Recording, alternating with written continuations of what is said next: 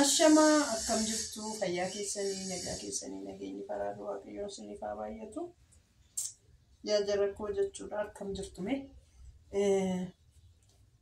maalan odeessuu dhufe seetanii maal akkan odeessuu dhufe seetti immoo laayikii godhaa akkan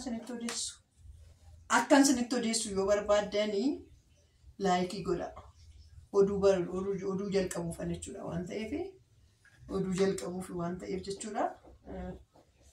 Oduu jalqabuuf waan ta'eef laayikii godhaa waan dislaayikii godhaa yoo akkas ta'e malee dubbiin hin taane jechuudha. Dubbiin hin taane dhuguma isiniin jedha dubbiin hin taane waan dislaayikii godhaa waan laayikii godhaa akka isinitti odeessuu barbaadan jechuudha. Maal jechuudha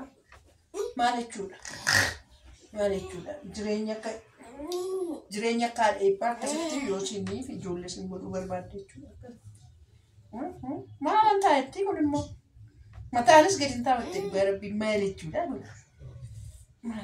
kun tokko maal itti seeta akka ijoollee si gochuu si barbaadetti kanaafan akka ijoollee godhachuu barbaade jechuudha.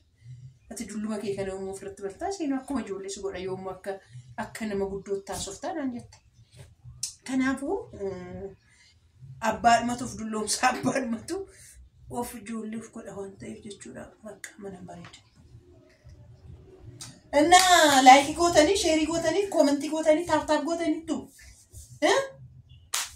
ያው መተነና ጀቹዳ ላይክ ጎዳ ሼሪ ጎዳ ኮሜንት ጎዳ እሺ ጀልቀቡ ፈሪ ቶሌ ጀልቀቢዮ ጀተን ቆፈን ጀልቀ ቶሌ ጀልቀቢ ጀተኒቱ ሜ ኤቡ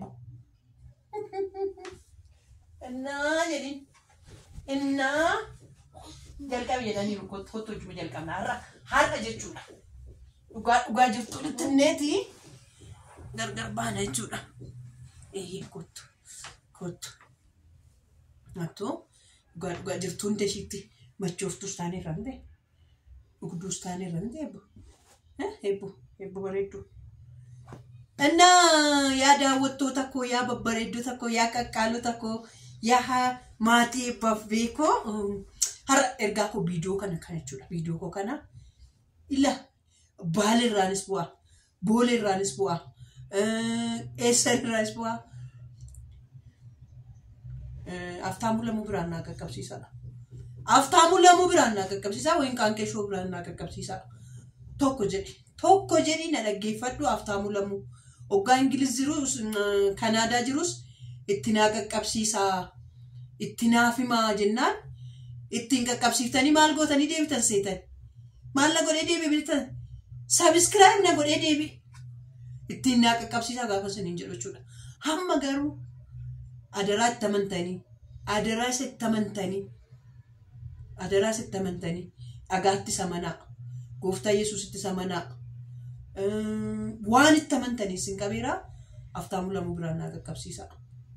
Suma dhugaa sirees inni amma biyya keessatti galeera biyya keessa jira. Inni baratee sin dhaggeeffata. Inni hin baranne sin dhaggeeffata. Abbaan siyaasaa sin dhaggeeffata. Inni siyaasa hin beekne sin dhaggeeffata jechuudha. Tokko haadholii keenya haadholii akka eebbuu qaban hedduun baadiyyaa keessa jiru. Hubannaan hin barbaachisa. Gorsuun hin barbaachisa. Hittimuun hin barbaachisa. Sirriitti gadi fageenyaan barsiisuun nu barbaachisa. Haa jechuudha odoon gama sanitti dhaladheera jechuudha. Gama sanitti dhaladhee yoona yuutuubiin kooyyuu miiliyeenaan ilaalama. Zuma dhugaa siniin jedha. Odoon gama sanitti dhaladhe. Gama sanitti odoon dhaladhe jechuudha. Kanaaf haati Oromoo na jajjabeessaa gaafettu. Haati Oromoo sabiskiraabii naaf godhaa gaafettu. Haati Oromoo laayikii naaf godhaa gaafa siniin jettu toleen jettani.